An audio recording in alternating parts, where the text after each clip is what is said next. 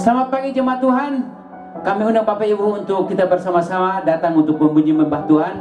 Mari kita antusias masuk dalam hadirat Tuhan, karena Dia Allah yang besar, Allah yang layak menerima segala pujian.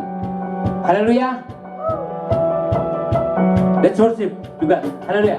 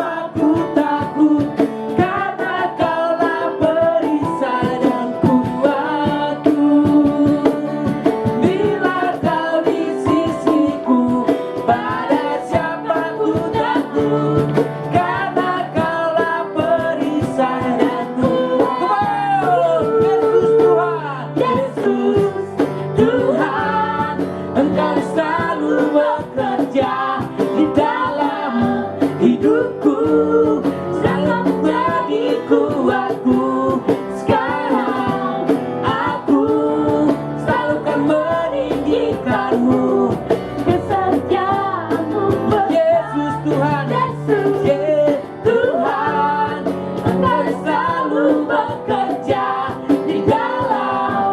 hidupku, tanpa menjadi kuatku.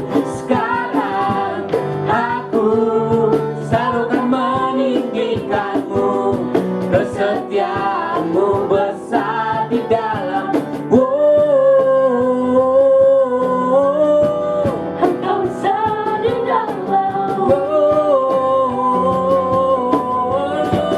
Engkau besar di dalam. Engkau besar di dalam. Engkau besar di dalamku. Haleluya. Engkau besar Tuhan, Engkau besar. Mari Bapak Ibu, sebelum kita mendengarkan firman Tuhan, kita akan melakukan perjamuan kudus. Siapkan hati kita biar kita menerima kebaikan Tuhan. Haleluya.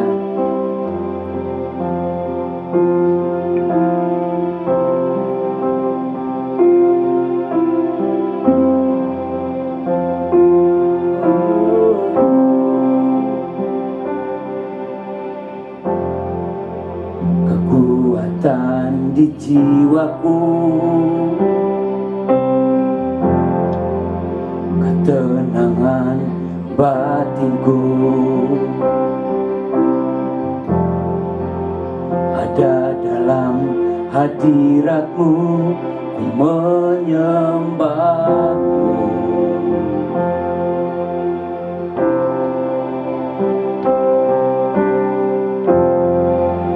Tersungkurku di kakimu, rasakan hadiratmu. Takkan ku melepaskanmu, kau cahaya bagiku, mengiringmu seumur hidupku, masuk dalam rencanamu Bapa.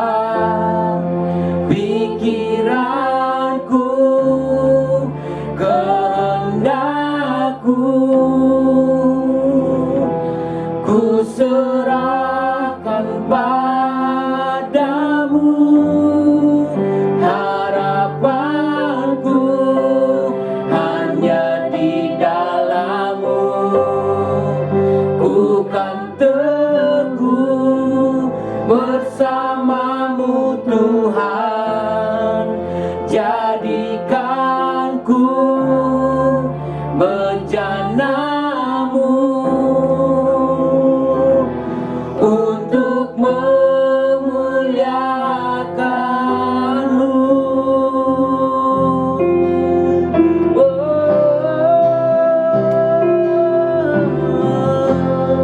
Kami tersyukur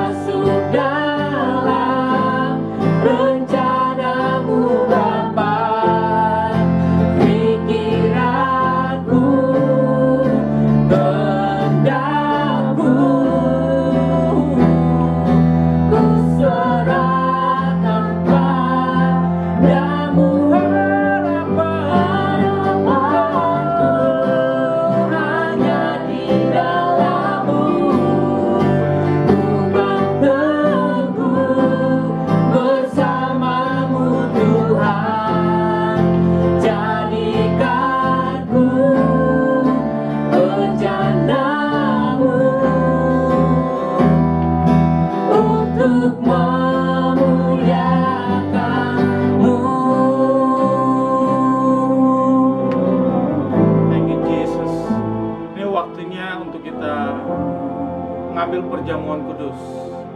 Saya percaya ini momen-momen kudus, momen di mana Tuhan hadir di tengah kita. Tuhan hadir di tempat ini dan Tuhan hadir juga di rumah. Bagi Bapak Ibu yang di rumah bisa mengambil, mempersiapkan roti dan anggur untuk kita bisa bersama-sama melakukan perjamuan kudus. Saya percaya bahwa perjamuan kudus adalah perjamuan di mana kita bersatu dengan Yesus. Perjamuan kudus, Holy Communion, dari arti come and union. Artinya kita diundang datang dan menjadi satu dengan Kristus. Saya percaya bahwa apa yang Yesus lakukan, Dia menyerahkan hidupnya dan darahnya tercurah supaya kita dibebaskan. Amin. Saudara percaya, mari kita persiapkan dan ayat firman Tuhan yang kita dalam Yohanes 6 ayat 56 dari terjemahan sederhana Indonesia. Firman Tuhan berkata bahwa setiap orang yang makan tubuhku dan minum darahku menjadi satu denganku, dan aku juga menjadi satu dengan dia. Saya percaya bahwa kita melakukan perjamuan kudus ini ada kuasa bahwa Yesus menjadi satu dengan kita. Tubuhnya, darahnya tercurah supaya kita yang sakit disembuhkan.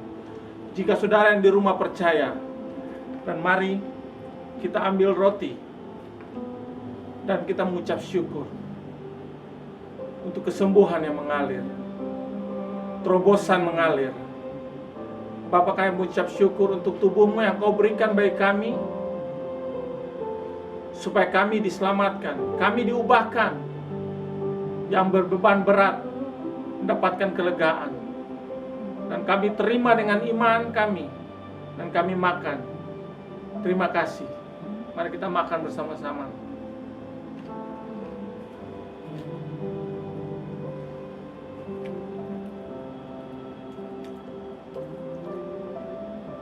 Ini anggur dan darah perjanjian. Ingat waktu kita makan dan minum, Dia hidup dalam kita. Kuasanya mengalir dalam kita. Kamu ucap syukur Tuhan. Terima kasih Tuhan. Untuk darah-Mu kami dibebaskan. Darah-Mu tercurah untuk kami diselamatkan.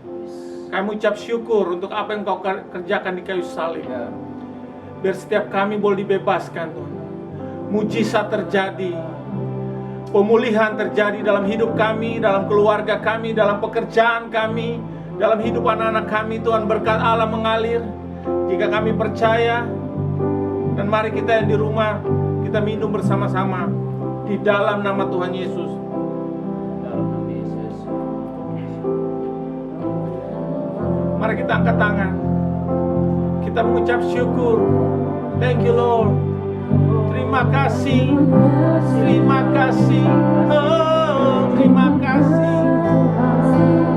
Terima kasih untuk kuasa-Mu, tubuh-Mu dan darah-Mu. Yang sakit disembuhkan, yang lemah dikuatkan, yang berbeban berat mendapatkan kelegaan, pernikahan dipulihkan, anak-anak dipulihkan, hubungan orang tua dan anak dipulihkan. Terima kasih Tuhan. Thank you Lord. Thank you Lord Jesus. Yes Lord. Thank you, thank you, thank you.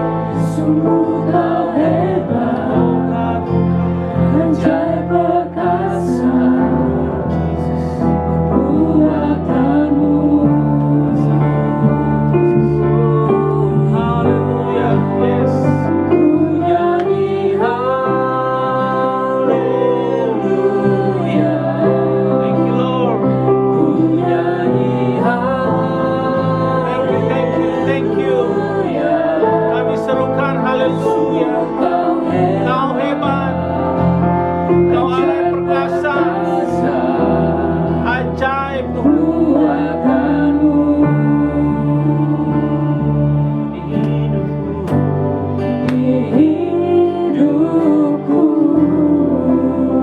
Bapak Ibu yang ada di rumah, percaya bahwa pekerjaan Tuhan, kuasa Tuhan sanggup memulihkan kita. Amin. Bapak Ibu yang di rumah, mari ini ambil waktu untuk kita berdoa. Saudara, mari bawa hatimu untuk kita berdoa bersama-sama. Bapa, kami berdoa di dalam nama Tuhan Yesus untuk semua jemaat keluarga Sitri Taman Palang dimanapun saja berada. Kami tahu kuasa Tuhan mengalir saat hari ini di rumah. Engkau mengalir menjamah setiap orang yang sakit. Ada kesembuhan mengalir, ada kekuatan mengalir saat hari ini. Kami berdoa di dalam nama Tuhan Yesus. Setiap tembok-tembok penghalang dihancurkan dalam nama Tuhan Yesus. Kami mengucap syukur Tuhan untuk pintu-pintu kesempatan dibukakan Tuhan. Kesembuhan boleh mengalir Tuhan. Terima kasih ya Bapak, terima kasih Tuhan. Anak-anak muda yang ada di rumah, mereka boleh mendapatkan pekerjaan Tuhan. Di dalam nama Tuhan Yesus Tuhan. Orang-orang yang bekerja Tuhan, ada kekuatan Tuhan, ada promosi Tuhan, ada perkenan Tuhan mengalir Tuhan. Terima kasih Tuhan. Kami lepaskan Tuhan berkat Tuhan bagi jemaat Tuhan. Terima kasih Tuhan, kami lepaskan kuasa Roh-Mu mengalir saat hari ini, menjamah setiap orang. Biar setiap hati yang jauh daripada Engkau boleh berbalik kepada Kristus. Biar ada hati yang mengasihi Engkau. Biar ada kesembuhan mengalir, memenuhi setiap batin mereka. Orang-orang emosi Tuhan dipulihkan ya Bapa. Terima kasih Tuhan, terima kasih. Kami mengucap syukur Tuhan, terima kasih untuk gereja-gereja Sitri di Indonesia Tuhan. Terima kasih dimanapun saja mereka berada Tuhan. Ada tuaian jiwa-jiwa Tuhan. Ada perkenan Tuhan mengalir Tuhan. Gereja-gereja Sitri Indonesia Tuhan, gembala-gembala Sitri Indonesia Tuhan. Kami melepaskan kekuatan Allah. Kami lepaskan breakthrough Tuhan. Kami lepaskan miracle Tuhan. Kami lepaskan Roh-Mu bekerja Tuhan di dalam nama Tuhan Yesus. Terima kasih Tuhan. Terima kasih Tuhan. Ada terobosan keuangan Tuhan. Terima kasih Tuhan. Kami percaya ini waktunya untuk kami berdiri mempercayai Engkau. Karena firman-Mu berkata Tuhan, kami percaya maka kami berkata-kata Tuhan. Kami berkata Tuhan di dalam nama Tuhan Yesus, tidak ada masalah yang tidak bisa diselesaikan. Karena di dalam Yesus kami mendapatkan kemenangan. Karena kami tahu kami lebih dari pemenang Tuhan. Terima kasih Tuhan. Kami buka hati kami untuk kami menerima yang terbaik daripada Engkau. Kami menerima kesembuhan. Kami menerima Tuhan di dalam nama Tuhan Yesus Tuhan. Terima kasih untuk masa depan yang terbaik. Oh, thank you Lord, thank you Lord, thank you Lord. Mari kita sembah Dia. Yes. Mari kita serukan haleluya. Thank you Lord. Kau ajaib, kau hebat. Thank you Lord. Mari angkat tanganmu, sembah Dia, panggil namanya Dia, katakan bahwa Dia hebat. Ku nyanyi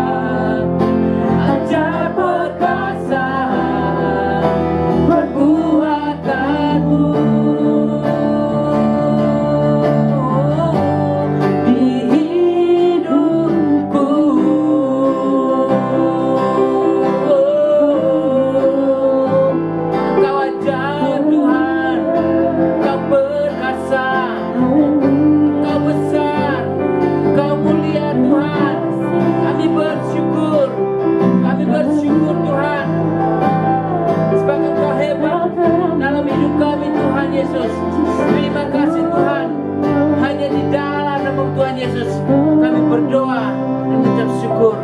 Haleluya. Amin.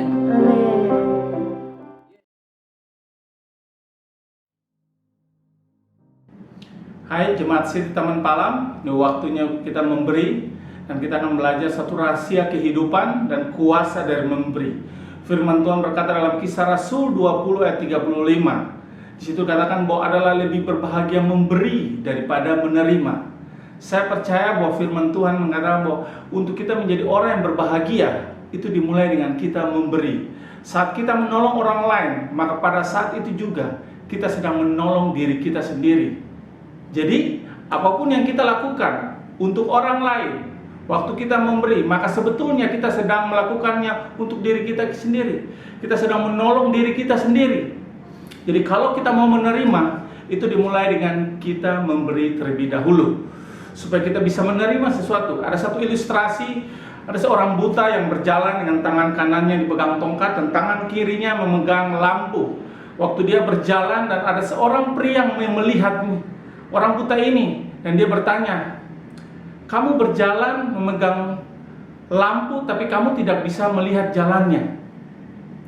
Dan orang buta ini tersenyum dan dia berkata kepada anak muda ini, betul saya tidak melihat terang, tapi Anda bisa melihat terang itu. Dan itu untuk mengingatkan sewaktu dalam perjalanan orang lain yang berjalan tidak menabrak hidup saya. Jadi waktu dia memberi, makanya dia mendapatkan sesuatu untuk bisa melindungi dirinya. Saya percaya bahwa kuasa memberi itu sangat luar biasa. Sewaktu kita lakukan sesuatu untuk orang lain, sewaktu kita mulai memberi, itu sebenarnya kita sedang mempersiapkan untuk menerima sesuatu di musim yang akan datang. Kita mendapatkan apa yang sudah kita tabur. Saya percaya kuasa memberi sangat luar biasa. Jemaat City Taman Palam adalah orang-orang yang suka memberi. Kami berdoa di dalam nama Yesus bahwa jemaat Taman Palam adalah jemaat yang berbahagia, memberi daripada menerima. Mereka akan melihat mujizat, mereka akan melihat perkenan Tuhan, mereka akan melihat janji-janji Tuhan nyata di musim-musim apapun juga. Sewaktu mereka menabur, saya percaya mereka akan mendapatkan pertolongan. Tuhan memberkati kita.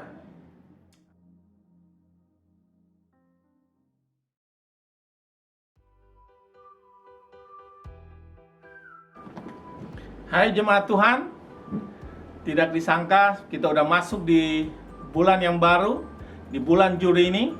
Dan sebentar kita akan dengar firman Tuhan dari gembala senior kita. Dan Bapak Ibu yang ada di rumah, persiapkan hatimu, harapkan sesuatu terjadi hari ini. Jangan lupa persiapkan buku, pulpen untuk saudara bisa mencatat, atau apapun juga yang saudara bisa lakukan untuk mencatat. Tangkap pesan-pesan firman Tuhan, dan saya berdoa biar firman Tuhan yang kita dengar hari ini membebaskan kita, membangkitkan iman kita, untuk ada terobosan terjadi. See you, kita dengarkan pesan firman Tuhan.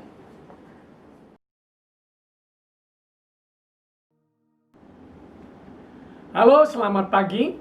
Selamat berjumpa kembali. Senang untuk bisa ketemu kembali di permulaan bulan Juli ini. Saya berdoa dan saya percaya setiap Bapak, Ibu, Saudara-saudari kekasih dalam Kristus, dalam keluarga besar Sitri, dalam perlindungan Tuhan dan selalu dalam berkat Tuhan. Saya sangat tertarik sekali untuk menyatakan mengenai tahun ini adalah tahun perkenaan bagi Tuhan. The favorable year of the Lord. Perkenaan itu sangat penting bagi saudara dan saya. Karena tanpa perkenaan, itu seringkali pintu kesempatan bertahun-tahun bisa tertutup. Tetapi melalui perkenaan yang Tuhan berikan pada hidup kita, pintu itu bisa dibukakan bagi kita. Dengan perkenaan, itu akan menuntun kita kepada tempat yang Tuhan tuju, yang Tuhan bawa dalam kehidupan kita. Melalui perkenaan juga kita akan memiliki confidence atau rasa kepercayaan yang kuat. Dan dengan perkenaan juga, maka kita akan dapat bantuan yang Tuhan telah berikan. Nah, banyak orang tidak menyadari bahwa perkenaan itu datangnya sewaktu kita lahir baru dan percaya pada Tuhan. Mazmur 5:13 dikatakan, Engkau Tuhan yang memberkati orang benar, dan Engkau mengelilingi dia dengan anugerah, dengan perkenaan seperti perisai. Anda bisa bayangkan suatu perkenan itu ada dalam kehidupan saudara, itu seperti perisai itu melindungi.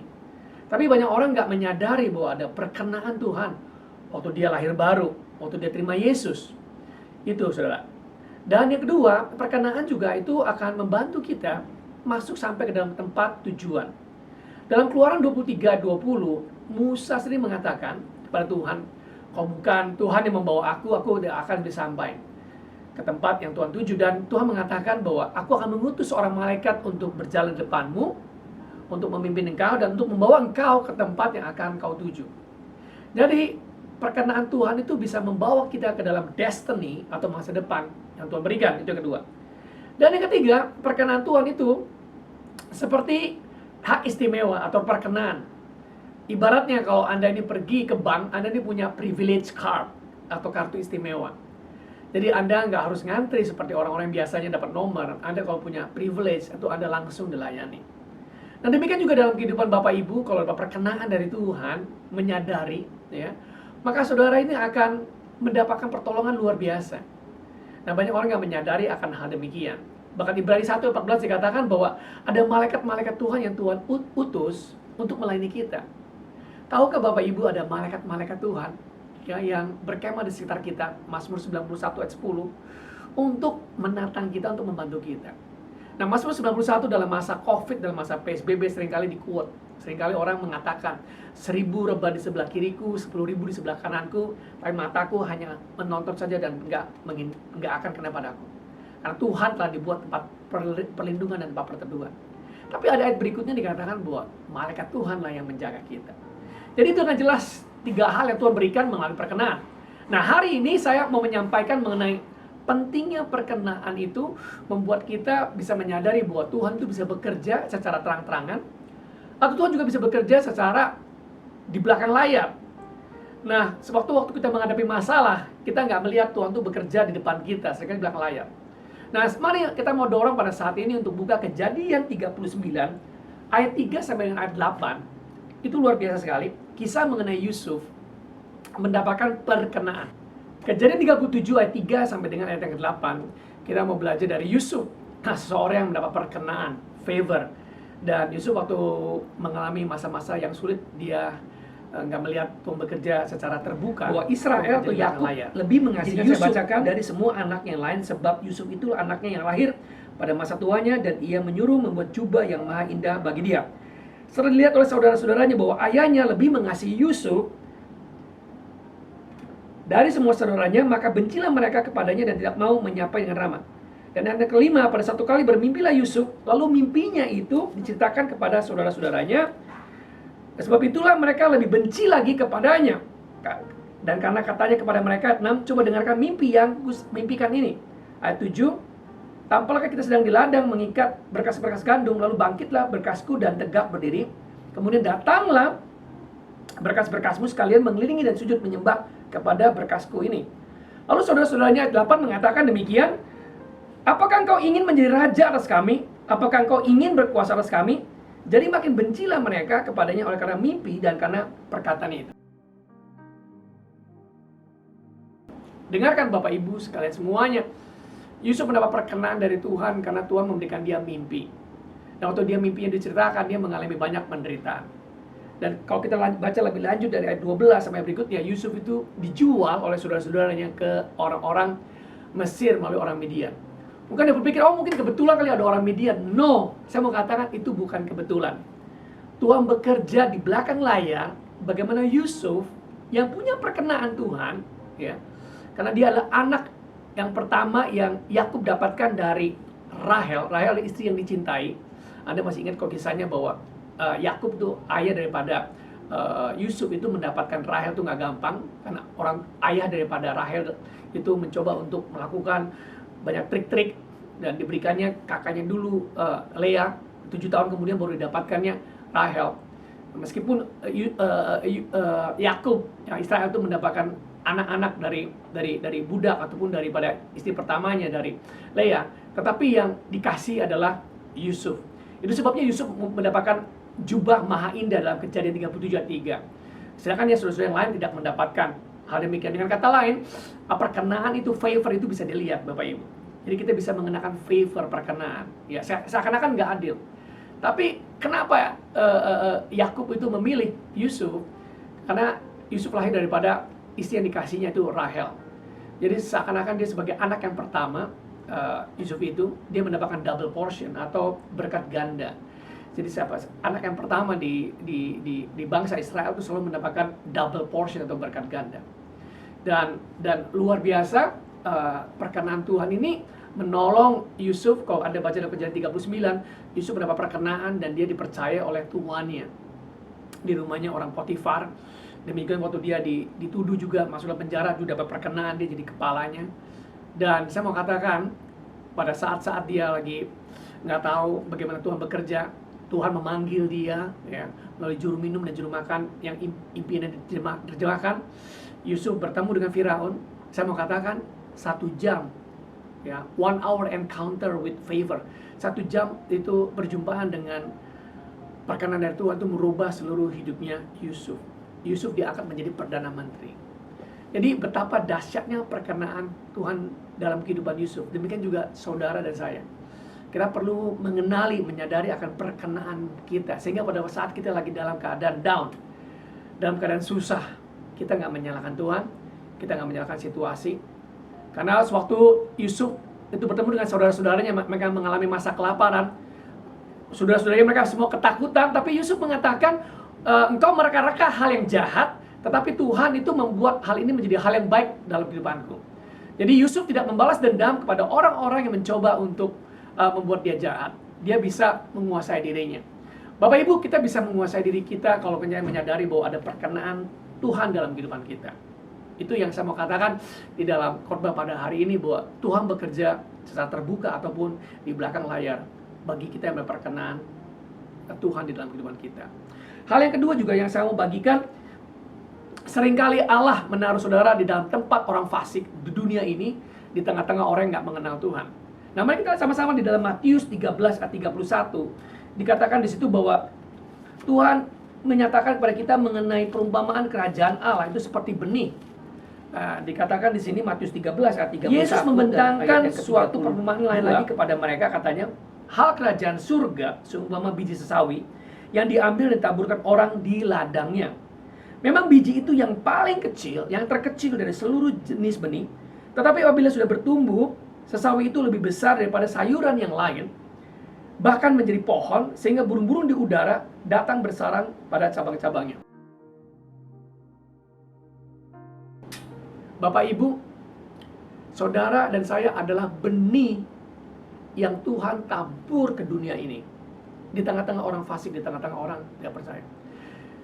Untuk membuat perkenaan itu nyata, bekerja untuk kita dan melalui kita, Tuhan secara ilahi menaruh kita di tengah-tengah orang fasik. Seperti dikatakan di dalam perumpamaan ini, dalam Matius ayat 13, ayat 31 dan 32. Saudara, benih itu ditanam dan bertumbuh, dan kemudian menjadi pengaruh yang besar. Becoming the biggest influence. Sehingga ada burung-burung di udara juga berteduh di situ. Nah, tahukah saudara, bahwa Tuhan taruh saudara di tempat kerja, belum banyak orang yang mengenal Tuhan, atau di lingkungan atau komunitas, di mana banyak orang-orang fasik, orang-orang yang kenal Tuhan, itu dengan sengaja supaya saudara bisa menaungi mereka, memberi pengaruh pada mereka. Itu alangkah dahsyatnya. Seringkali kita berdoa maunya Tuhan yang nyaman, kalau bisa semuanya orang percaya. Tidak, sudah sengaja. Bahkan Yesus berdoa di dalam Yohanes 17 ayat 15. Yesus berdoa kepada Bapa supaya Bapa tidak mengambil murid-murid, tidak mengambil orang yang percaya, termasuk saudara saya, dari dunia ini, tapi sengaja Bapa, aku berdoa supaya Engkau melindungi mereka di bumi ini. Tahukah saudara, perkenan Tuhan itu melindungi kita di tengah-tengah orang fasik, sebagaimana Yesus berdoa untuk kita. Dan seringkali orang datang kepada gereja, oh Tuhan berkati aku. Itu salah Bapak Ibu. Seharusnya kita ini menjadi berkat, menjadi pohon sawi yang tumbuh besar dan menjadi tempat teduh bagi yang lain. Nah, kita harus dirubah pola pikir kita. Amsal 23 ayat 7, sebagaimana seorang berpikir dalam hatinya demikian ia. Jadi saudara, jangan punya pikiran yang miskin, jangan punya pikiran mentalitas yang hanya minta berkat doang. Bukan yang nggak boleh punya berkat, tapi kalau kita diberkati, kita harus ingat bahwa kita ini jadi saluran berkat. Kejadian 12 ayat yang ketiga, Anda masih ingat bagaimana Allah mengucapkan berkat bagi Abraham. Melalui engkau, ya, seluruh kaum di muka bumi akan diberkati. Diberkatilah orang yang memberkati engkau, terkutuklah orang yang mengutuk engkau. Jadi jangan main-main, ya. Kita inilah orang-orang yang mengalami perkenaan. Kita ini adalah keturunan Abraham. Kenapa bisa mengatakan demikian? Karena di dalam Galatia 3 ayat 23 bahwa kita ini adalah milik Allah. Kita ini ada linknya. Kita ini semua keturunan Abraham. Maka semua berkat, semua janji, semua perkenaan dari Abraham itu juga datang kepada kita. Yang percaya katakan amin. Itu perkenaan yang luar biasa. Dan saya juga mau dorong setiap dari saudara untuk melihat daripada Lukas 4 ayat yang ke-18 ayat 19. Ini saya suka dengan apa yang Yesus deklarasikan mengenai soal perkenaan. Karena temanya pada hari ini adalah the favorable year, tahun perkenaan. Saya juga mau menyatakan bagaimana Yesus itu menyatakan tahun perkenaan bagi setiap dari kita. Dikatakan, Roh Tuhan ada padaku, oleh karena Ia mengurapi aku untuk menyampaikan kabar baik kepada orang-orang miskin, kepada orang-orang yang tidak punya pengharapan.